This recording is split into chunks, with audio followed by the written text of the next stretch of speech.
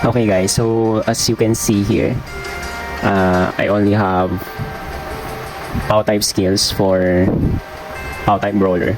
So again, I'm going to build a hybrid character, but since I will get 3 type of skills, I separated the video for POW type, skill type for POW type that you need to get and not to get. So now, what I'm going to show you is the dex type dex type skills that you need to get. So guys, again, reminder, always start from 127 skill. So now let's go to 127 skill. So the goal is to get the Dance of the Warrior. So I'm not yet already 127, 111 only for my brawler, but as I always said, always start here from 127 to level 7. So for example here again, Dance of the Warrior, the requirements is Force Punch. So here Force Punch, so Force Punch is 117 skill. Okay, now I'm going to get the Deadly 7 because Deadly 7 is the requirement for Force Punch. Okay, Shinten Dochi. Okay, so for Deadly 7 the requirement is Shinten Dochi, and for Shinten Dochi is Critical Punch. And for Critical Punch the requirement is Evasive Dance. So as you can see, from 127 to Evasive Dance, it is required to get all these skills. Now, Mirage Punch is the requirement for Evasive Dance. Now, as you can see, there is no Weapon Mastery and Kick Punch combo. You don't need to get the Kick Punch combo, but since Weapon Mastery is a passive skill, so you need to get this since this is additional for your character, additional stats. So, okay, Mirage Punch, then Token Punch, and for Token Punch is Heavy Punch. Okay, so Token Punch, Heavy Punch, and Mirage Punch. So let's start to these skills. Okay, now Heavy Punch and Token Punch.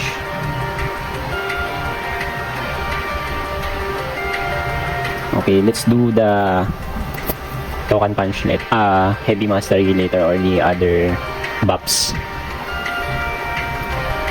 Okay, Token Punch and Heavy Punch, then Mirage Punch, puro punch. Okay, Mirage Punch, Spear 5. Now let's go to the next for Mirage Punch is, so again guys, we will not getting the Kick Punch combo, so it will just a waste of skill points for your character. So next is Evasive Dance and up. Okay, Evasive Dance, saan na ba ako? Bloodlust. So this is for in type. Later we will talk about in type. Evasive Dance, where is Evasive Dance? 7.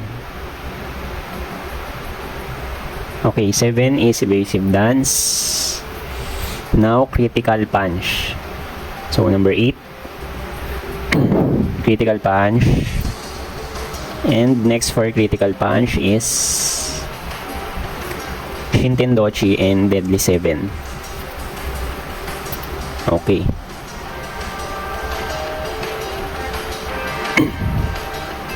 Nine.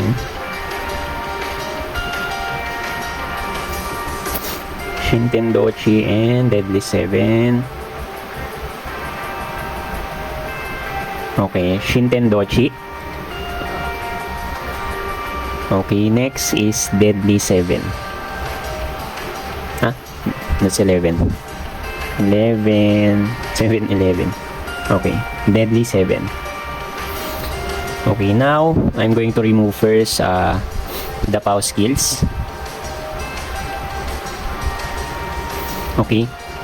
So guys, Evasive Dance is buff. buffs for dex type.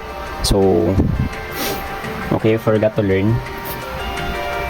Let's learn the skills first. Okay. So guys, for the skills, you need to master only the skills for higher levels. So I already said this before, but since this is a separate video, you need to master only at least 97 skill to 127. So if you are a hybrid like what I'm going to build for my character, my advice is 107 skill, master 107 skills to 127. So here, I'm going to start to add attributes first. 266 for dex type. Okay, so guys, reminder, make sure that you do not have any additional stats for your character. Like for example, additional stats for dex type, wearing. So you will not be confused when adding stats. Okay, so dex type is 266. Because earlier for POW type, there's additional POW stats in my coat and gloves, so it will make confusion when adding stats for your character, because additional stats from your weapons or any other items you are wearing is not going to be added when you are learning some new skills. Okay, 266 for dex type.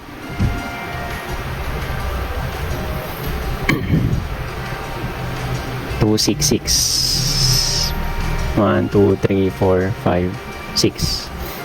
Okay, so for now I'm not going to master the deadly 7. So hindi pa rin naman pala talaga kaya kasi low level pa ako. Okay, let's start to token punch. Requirement for token punch is level 3 heavy punch. 1, 2, 3. So just level up depending on the requirements for the next level of your skill. Okay, Mirage Punch is token punch level 3. Okay, so for evasive dance, level 3. So I think almost every skill requirement is level 3 only. Now, critical punch is level 3 evasive dance. But since this is a buff, one of the buffs for brawler, you need to master this. Okay.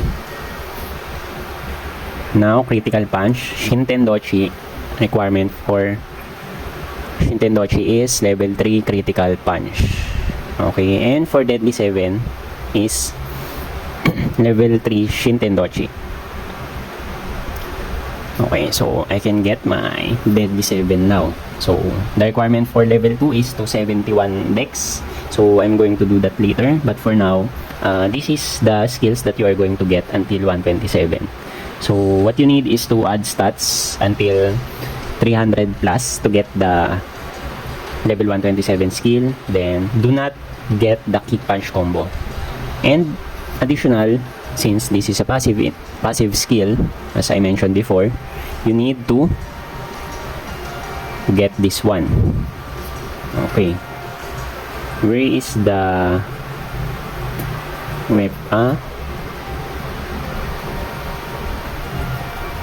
weapon mastery? Okay, so guys, don't be confused, there is additional mastery which is fist mastery. So here, this is the weapon mastery for dex type.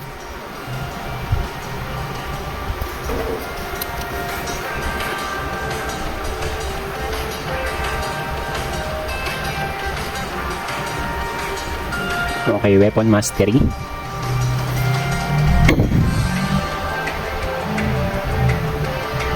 Okay. So this is additional +1 damage and evasion. Okay, this is a buff. So you also need to master this one. Okay, so guys, this is the skills required for level 127 skill. So the only skill that you do not need to get is kick punch combo. This is the buff, and these are the skills for dex type.